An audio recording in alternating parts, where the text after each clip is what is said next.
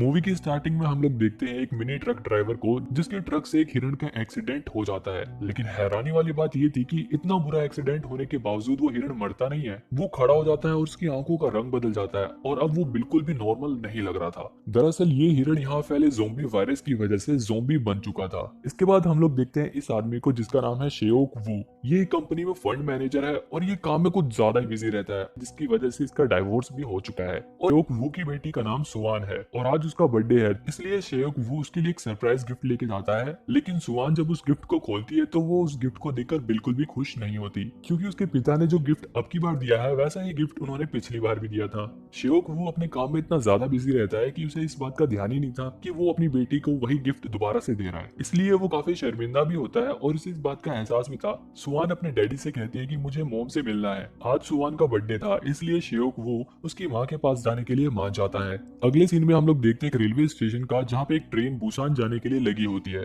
शेयोक वो अपनी बेटी के साथ इसी ट्रेन में बैठता है। इस ट्रेन में काफी लोग थे, जिसमें एक बेसबॉल टीम के कई सारे प्लेयर्स भी थे और इसी टीम में एक योंगुक नाम का लड़का रहता है जिसकी एक गर्लफ्रेंड होती है जो इनकी टीम की चेयर लीडर है और इसका नाम है किम जिन ही। इसके अलावा एक और कपल रहता है। ये आदमी एक नॉर्मल आम इंसान की तरह वर्किंग मैन है और इसका नाम है सेंग हुआ। इसके साथ इसकी प्रेग्नेंट बीवी है जिसका नाम है सियोंग कायोंग। जब ट्रेन चलने वाली होती है तभी उस ट्रेन में एक ऐसी लड़की घुसती है जिसके पैर पर किसी ने काटा था। तभी थोड़ी देर में वो लड़की नीचे गिर जाती है। उसे गिरा हुआ देखकर वहाँ की एक अटेंडेंट वहाँ पर आती है और उसकी ये हालत देखकर वो मेडिकल टीम को बुलाती है। अब वो ज़ोंबी बन चुकी है और वो उस अटेंडेंट को भी काट लेती है। और तो और वो लड़की बेसबॉल टीम के कुछ प्लेयर्स को भी काट लेती है। इसके अलावा वो अटेंडेंट भी अब ज़ोंबी बन जाती है और अब ये सभी लोग बाकी लोगों को काटते जाते हैं। पूरी ट्रेन में एकदम से भगदड़ बन जाती है। लगभग पूरी बेसबॉल टीम ज़ोंबी में बदल जाती है। जो भी सामने आता है उसे ज़ोंबी काट लेते हैं और वो भी ज़ोंबी में बदल जाता है। बचे कुचे लोग एक कंपाउंड से दूसरे कंपाउंड में भाग रहे थे। अब लगभग पूरे शहर में ज़ोंबी वायरस फैल चुका है। इस स्टेशन के बाद ट्रेन में अनाउंसमेंट होती है कि ये ट्रेन अगले स्टेशन पर रुकेगी, क्योंकि वहां पर बचे कुचे पैसेंजर की सेफ्टी के लिए मिलिट्री को बुलाया जा चुका है। में भगदड़ मच चुकी है। लेकिन यहाँ सभी लोगों को ये नहीं मालूम था कि पूरे शहर में ज़ोंबी वायरस फैल चुका है और लोग ज़ोंबी बनते जा रहे हैं। इसके बाद ट्रेन थोड़ी देर में अगले स्टेशन पर पहुंच जाती है और वहां रुकती है। बचे कुचे लोग ट्रेन से उतरते हैं और प्लेटफॉर्म में आगे बढ़ते हैं। इसके बाद बचे कुचे लोग प्लेटफॉर्म से बाहर आ जाते हैं और प्लेटफॉर्म का गेट बंद कर देते हैं ताकि ज़ोंबी बाहर ना आ पाए। लेकिन कांच का गेट कब तक ज़ोंबी को रोक सकता था।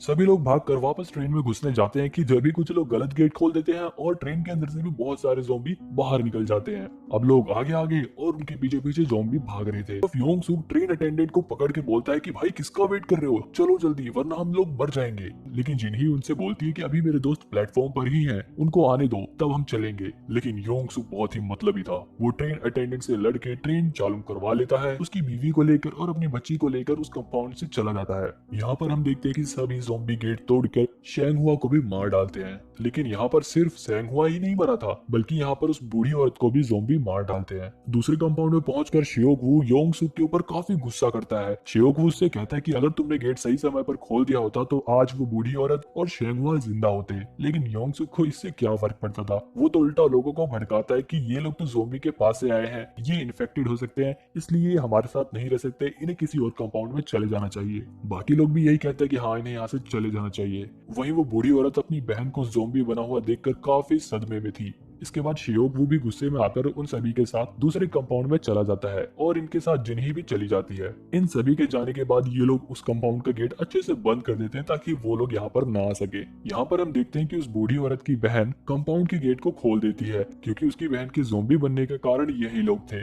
गेट खुलते ही सभी ज़ोंबी उस कंपाउंड में घुस जाते हैं और सभी को इन्फेक्टेड कर देते हैं। सभी लोग चिल्ला रहे होते हैं। अब ये सभी लोग ज़ोंबी बन जाते हैं। वही दूसरी तरफ ये लोग बच जाते हैं। शियोक वो अपनी बेटी से कहता है कि बेटा मैं तुम्हें तुम्हारे बर्थडे पर तुम्हारी मम्मा से जरूर मिलवाऊंगा। जब भी ट्रेन एक स्टेशन पर जाकर रुक जाती है, क्योंकि ट्रैक पर दो ट्रेनें आपस में लड़ी हुई थी जिसकी वजह से रास्ता बंद था। अब उन्हें आगे बढ़ने के लिए एक दूसरी ट्रेन बदलनी थी। वहीं हम देखते हैं कि योंग सूक एक अटेंडेंट के साथ एक टॉयलेट में छुपा हुआ है। योंग सूक अपनी जान बचाने के लिए अटेंडेंट को ज़ोंबियों के बीच फेंक देता है। तरफ हम लोग देखते हैं कि कैप्टन एक ट्रेन के पास पहुंच गया है। कैप्टन ट्रेन से उतरकर योंग सूक की मदद करने के लिए जाता है, लेकिन योंग सूक तो इतना मतलबी था, वो कैप्टन को भी ज़ोंबी को बीच में ढकेल देता है। वो लोग भी ट्रेन पर लटक जाते हैं, जिसकी वजह से ट्रेन की स्पीड काफी धीरे हो जाती है। शियोक वू किसी तरह से ज़ोंबियों की पकड़ से ट्रेन को छुड़ा देता है, लेकिन जब शियोक वू आगे इंजन की तरफ कैप्टन के रूम में जाता है तो वो देखता है कि कैप्टन के रूम में योंग सुक रहता है और वो भी इन्फेक्टेड हो चुका है। योंग सुक अचानक से शियोक वू के ऊपर हमला कर देता है।